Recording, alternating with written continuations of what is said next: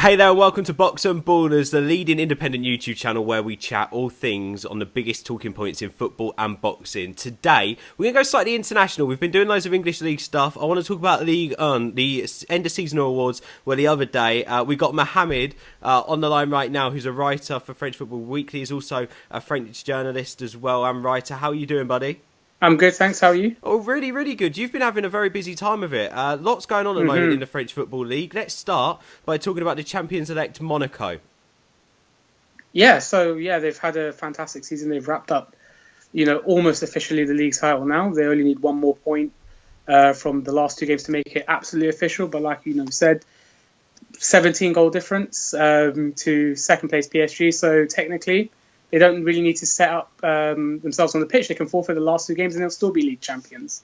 So it's a great season for them. Obviously reaching the semi-finals of the French Cup, the final of the Coupe de la Ligue, the other cup competition, and obviously the semi-finals of the Champions League. So it's just been an incredible season for them. Yeah, for us guys who have mainly seen them in the Champions League, how good have Monaco been this season domestically? Oh yeah, I mean domestically they've been absolutely amazing. There were a couple of hiccups come the beginning of the season. They also lost 4-0 away to Monaco in the very early weeks of the campaign. But they've really improved. They've had a strong transfer window compared to last season, where they were forced to sell a lot of their best players. After a couple of sorting out a couple of kinks in their tactical setup and finding the best formation, they've been really amazing. I haven't looked back.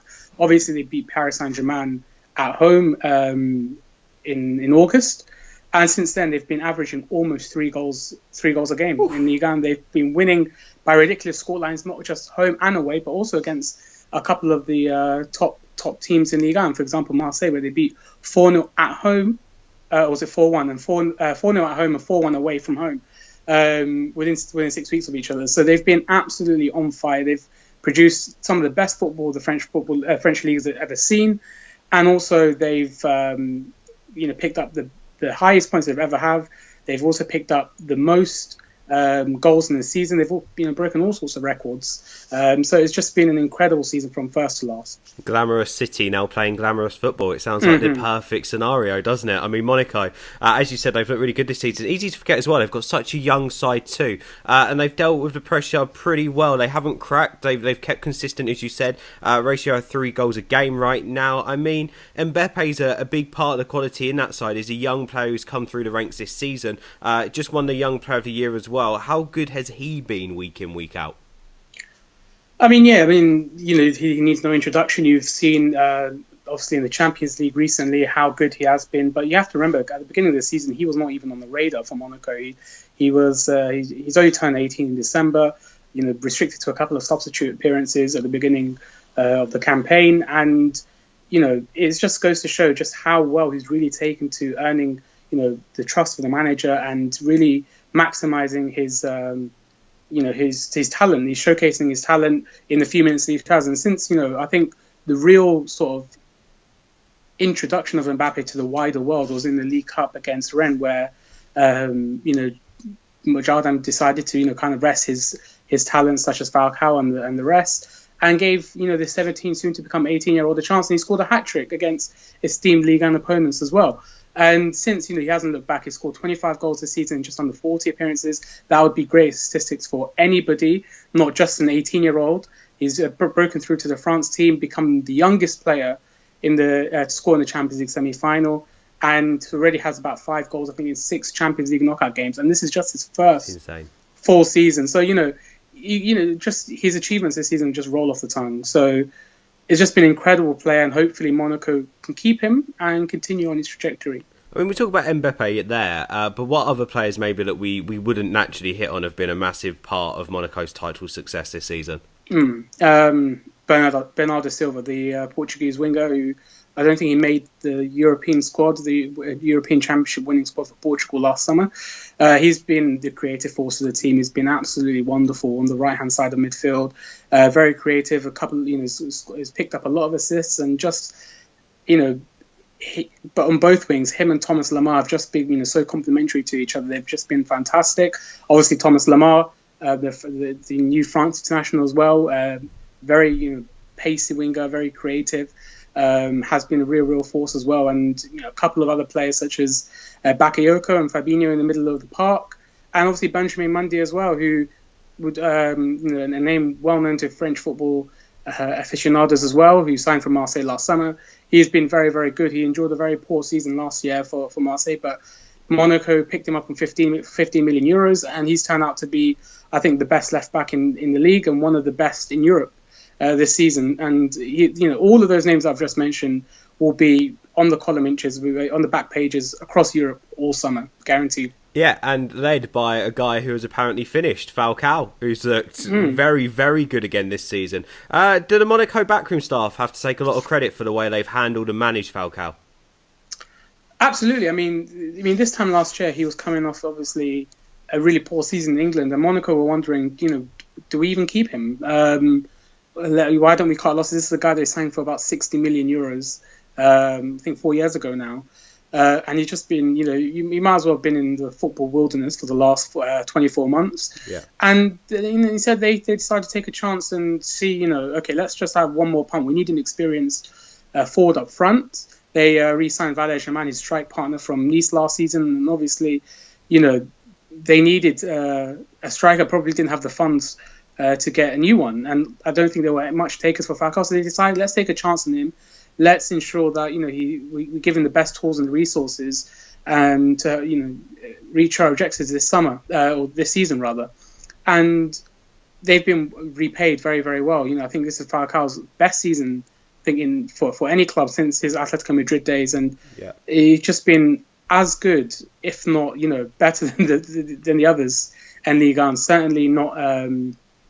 He's I think third in the top scorers list this season. Having scored about 25 goals, I think, for Monaco in League and Cup this campaign.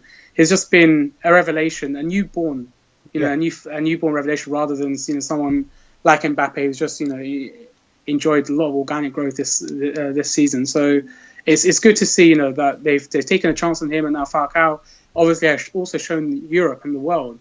He's not a striker that's, 1 or 2 season wonder, and a guy that's just written off. Yeah, the Tiger's back. I think that's safe to say. Absolutely. Do you reckon they'll keep hold of their stars? Do you think they're going to find it increasingly difficult this summer to keep hold of them, or is there a togetherness in the group? There's a togetherness in the group. That's undeniable. The way they've come together. Obviously, it takes a lot to still be competing on all 4 fronts. And obviously the mental fatigue that sets in, but they've been a good bunch of players that obviously work together and obviously enjoy each other's company. And I think Monaco also helped by the fact that this is next season is World Cup here, and a lot of these players are now well known across Europe and now well known by the national team selectors. The national team manager Bernardo Silva is obviously now in line for a place in the Portuguese squad, having missed out on Euro 2016 last summer. A lot of the French players now, like Mendy and Lemar and Bakayoko, have now been introduced into the France squad, and Mbappe as well. And they do need a year of just continuing how they've been for the last couple of months to ensure that they get a place in Russia next summer. Yeah. And a move could jeopardize that. Essentially, there's no guarantee that they'll play as well as they've been, or they play as well as they have in Monaco for another club. And it is because of that togetherness, it's because of that familiarity as well. So it is a risky move. And I think Monaco are helped by the fact that a lot of the players would say, how about just one more year at Monaco? Now we are the champions. Now we've got, titles to defend. Maybe we can go one better in the Champions League, or maybe, kind of replicate how PSG have won the treble or the double over the last couple of seasons. Let's have a go. But that doesn't mean that they're going to keep hold of everybody. Monaco are still, they don't need to sell, but, they obviously would not refuse a significant offer for one of their players. But then, I know you said about the World Cup, and that's an interesting debate, but then also is it a worry that this could be a sort of Leicester situation where they lose, let's say, Fabinho, or maybe even Mendy, or maybe even just Mbappe, and that sort of hinders the rest of the team, and then that way they've not had a good enough season the coming season to get into that World Cup squad? Could it be if one player makes a decision to go, that could swarm the rest of them because they don't have the faith that the stability is there? Yeah, I mean that's a risk for any club, for any club that's found newfound success. Essentially, at the end of the day, that's the problem facing Monaco, and they've already decided to, act fast in the transfer market, where they can promise decent replacements in the way that Leicester probably wouldn't have. Yeah. And you've got that now where Bakayoko and Fabinho are rumoured to be leaving this summer regardless, and Monaco have decided to act early and sign about to sign Yuri Tielemans from Anderlecht for about 25 million euros.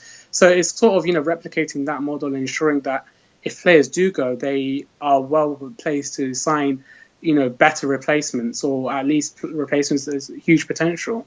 It'd be very interesting to see if Tielemans can do it next season. I mean, because that price is cheap for how good he is on FIFA. But when I watched him for Anderlecht against United, he was a bypasser. He didn't really do much.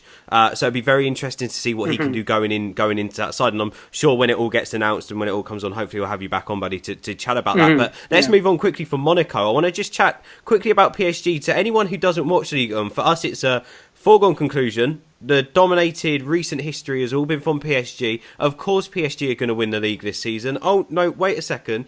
They haven't. They won it by 31 points last year. What went wrong for PSG this year? Well, a lot of things, really. I mean, first of all, I think last season was the pinnacle. I don't think they could have done any better than last season, obviously. They'd won well over 30 league games. They received 96 points, and they broke all sorts of records last year. But I think they made a couple of mistakes in that, Zlatan Ibrahimovic was a big part of that PSG squad, not only in terms of the goals that he provided, but also sort of the professionalism that he brought into the dressing room. He was kind of captain, but without the armband. And the fact that they've lost him, would have made any, would have ensured any club that would struggle essentially. But Cavani has done really, really well to kind of pick up the mantle and prove himself. Essentially, also that they haven't really made the right signings this last summer. But I think personally, for me, they squandered a lot of money on players that have not proven themselves, like Hesse from Real Madrid, that cost about 25 million euros. Krychowiak, that they signed from Sevilla as well, who has barely played in midfield for PSG this summer. That's another 30 million euros. And just they've really not clicked. Unai Emery has suffered a little bit trying to find his best formation and trying to find the best players in that formation as well. So just a lot of things have just not worked out for PSG this summer. But above all, the whole league has gotten a lot stronger. Last season was a calamity for everybody in French football. If you're not a PSG supporter, the fact that PSG were able to wrap up the league title in the first couple of weeks, or the first week of March, essentially, they had already sewn up the league title with a 9-0 win away at Troyes, who were relegated. And the fact that PSG, Monaco, Marseille, Lyon, Monaco, Marseille were so far behind the champions was just an embarrassment for everybody. So I think the consequence of the whole league kind of, tightening up their trousers and getting on with it this season, ensuring that, they definitely make it difficult for PSG at the very least, has also kind of helped. Does that make this transfer window very, very big for PSG then? Because they're linked with all types of players, but really, do you think that they just need world class? And one name who keeps getting mentioned is Alexis Sanchez at the moment. If they could bring in a player of that calibre, do you think next season it will go back to being dominated by PSG? No, I mean, there's no guarantee of PSG dominating next season. That's only because that you are right in saying that this summer is a huge transfer window for PSG, not just for the fact that they need to reclaim their dominance if Monaco are to prize the league title away from them, but the fact that every other club is continuing to get stronger. Nice are in the Champions League next season, will be buying significant amounts this summer. They've also had the fortune to be invested in by Chinese entrepreneurs. Same for Marseille as well, who've been bought out by Frank McCourt, the American billionaire, at the beginning of the season. And obviously Lille as well with Marcelo Bielsa, they've also gone through their own takeover. So a lot of clubs will be seeking to make a statement next season. And so not only do PSG have to match that, but they also have to find the right type of players to ensure that they are the favourites for the title next season, but also to go far in the Champions League. That's a competition that's eluded them thus far, and the competition that they failed in over the past couple of years. And that's just the one place where they have absolutely missed the objectives that they set at the beginning of the summer. So Alexis Sanchez obviously is a great player, is a player that everybody knows at Arsenal, who's done really, really well. And obviously, I think looks to be moving on probably this summer. Yeah. And yeah, there's no surprise that PSG are huge fans of Alexis Sanchez, and they do want to make him their number one transfer target for the summer. Whether they get him is another story, but there's no denying that he will definitely shore up their attack. Will he be an Emre signing, or will he be on his way? Are they going to stick with their manager, or are they going to make a swift change this summer? I think they'll stick with their manager, only because, I think there are not many world-class managers available now. Obviously, the likes of Guardiola, Mourinho, etc. are still over in Manchester, and the fact that, who will they replace him with? So they will keep him, but I think there will be a lot of backroom changes in terms of director of sports and giving him even more resources to kind of meet their objectives. Obviously, if they have the same campaign next year as they did this year, then I don't think he will stay. He needs a strong start to next season, that's for sure, and a very strong window. You hit on it a second ago. Talk to us about this season in Ligue 1. Talk to us about the quality. Marseille, Lyon, even Nice went on a great run earlier on in the season as well. They're very close, aren't they? Monaco, PSG. Talk to us about the overall quality this season. Is the French Football League getting its excitement back? Yeah. It's fair to say that excitement in French football is returning. But that's it's only because now the investors are there and also the development is there. They had France hosted a great European Championship last summer with a couple of really, really good and new stadiums, and that's just made the whole environment right for foreign investment.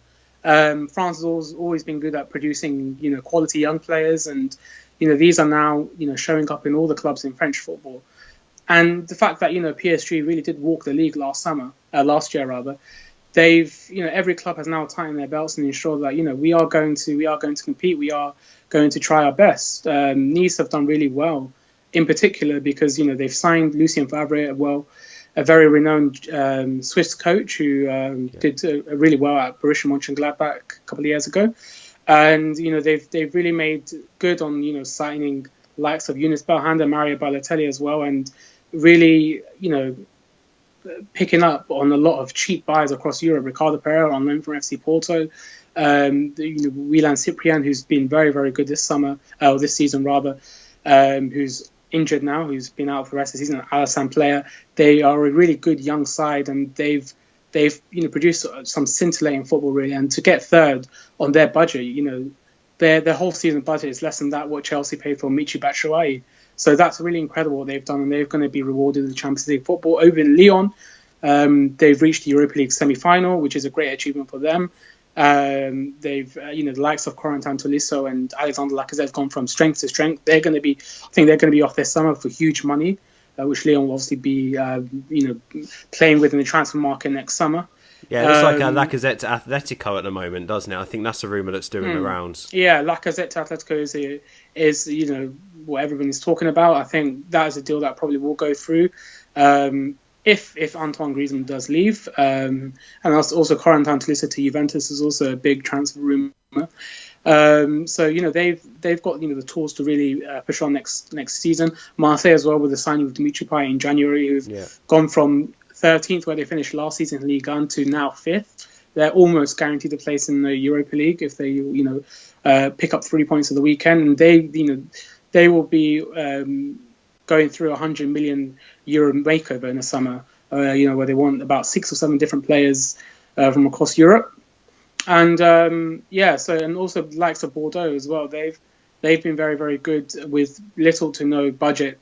They've got a really good crop of young players, and Jocelyn Gourvenec's done a really good job there as well. So all in all, you've got about 6 or 7 clubs that'll be making a statement next season. Obviously, not all will probably win the title, but there's going to be a good race in terms of the title, Champions League qualification, and Europa League qualification as well. It does sound very exciting at the moment in French football. It looks like the excitement's back, the quality's back, and also the investment is there, which we haven't seen in French football for a good few years now. So it must be an exciting time for you to cover it as well. Seeing as you're reporting mainly on the French league in general, we are asking everyone who we get on leading into the transfer window one dream signing for their club. But seeing as you're covering the league as a whole, I want to hear from you, Mohammed, one player you'd love to see in Ligue 1 next season. Oh, that's difficult, but for me personally, I'd like to see, you know, the likes of Neymar. I don't think he'll be leaving Barcelona, but you he's heard a it very, very first. good Mohammed player. is saying Neymar to PSG. It's an exclusive on Box and Ballers. All right. Yeah, so you know it's pretty unlikely, but you know Neymar is a fantastic player, and I think he will do really, really well to emulate. You know, Ronaldinho. Ronaldinho was an exquisite player in French football in the early 2000s. So I think, you know, we do need to see a sort of a Brazilian superstar back in French football. You know, that would be, I think, really, really good. Yeah, the quality and excitement will be back. Mohammed, thank you so much for joining us, buddy. We can't wait to have you on again soon. Maybe we'll get you on after the final games of the season. It's this weekend, right? The finale to the league on the season. Finals. Yeah, the final games are on Saturday night. Right. Hopefully we'll get you on early next week then to chat about them. Thank you very much, buddy, for popping on. And make sure you subscribe to the channel. Check out Mohammed on Twitter as well. We'll put the links down in the description below. We'll see you next time on Box and Ballers.